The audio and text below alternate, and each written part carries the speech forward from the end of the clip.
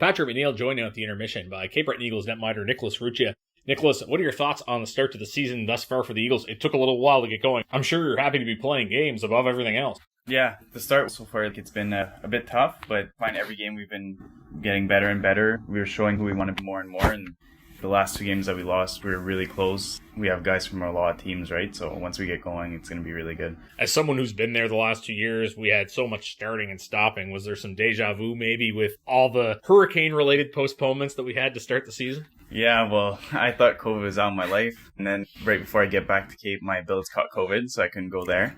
Then hurricane happens. Then we lose the rink. Just nonstop.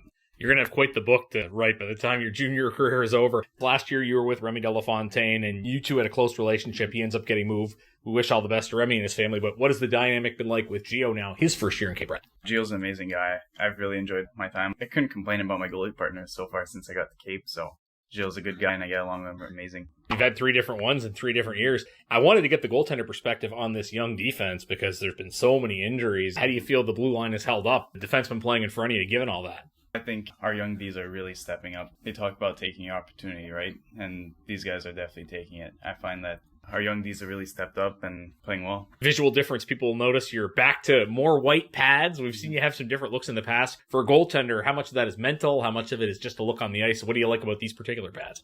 I wanted to switch things up. I wanted to do a full color pad, but after a year of seeing full colors, I was excited to see some white in my pads. So that's what made me think of changing my pads. Saw a little video there on Facebook that your billet brother was playing in his little rink there. Has he been testing you out, putting the ball on net on you?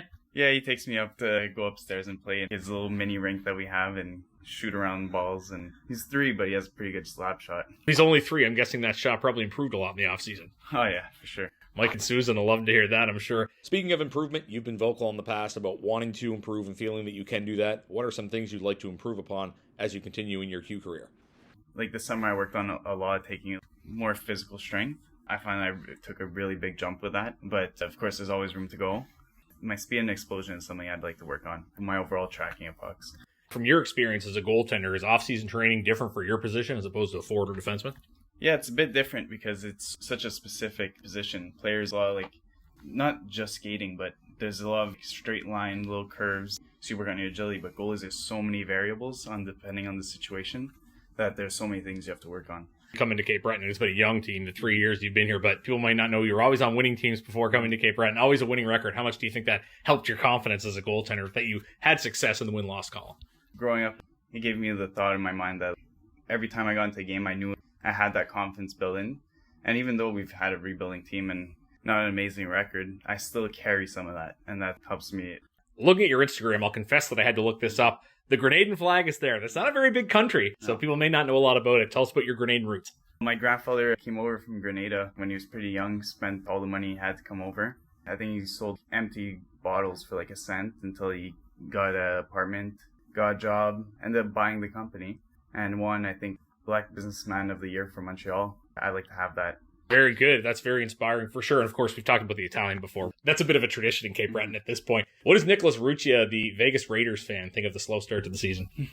Yeah, I didn't want to choose any bandwagons growing up, so I just chose my favorite teams for the jerseys. Every year it seems like they get really exciting and then things just happen. I don't have all my eggs in that basket. Okay, might be hedging his bets a bit. That's fine. We talked last year about Chuck Grant, who of course moved on to the Pittsburgh Penguins organization, but you've also worked a lot with Scott Guthrow, who's been in the AHL before. What has he meant to your development? Scott's been amazing. I couldn't complain with my 2 goalie coaches. Chuck is amazing. Obviously working with Pittsburgh. Scott comes from a lot of experience and he really knows the game, so what he tells me makes perfect sense and it's amazing. You and I were talking before hitting record just how much change there's been. You're a third-year player, somewhat of a veteran, but are you surprised at how little players are still around from when you started in Cape Breton? Yeah, it's funny. Sometimes we'll be on the ice or in the lounge and I'll think about something that happened last year and then there's nobody to talk because nobody's there. We just completely remodeled our team and I like the look of our team this year. Yeah, I can relate to that as a play-by-play guy. Sometimes you're trying to tell a story, and then you're like, oh, no, that person wasn't around here for that. So it's kind of funny how that works. You mentioned it's your 3rd year in the QMJHL. The last thing I'll ask is, if somebody hadn't seen you play before, how would you describe your style of play, and how do you think that's changed in your time in the Q?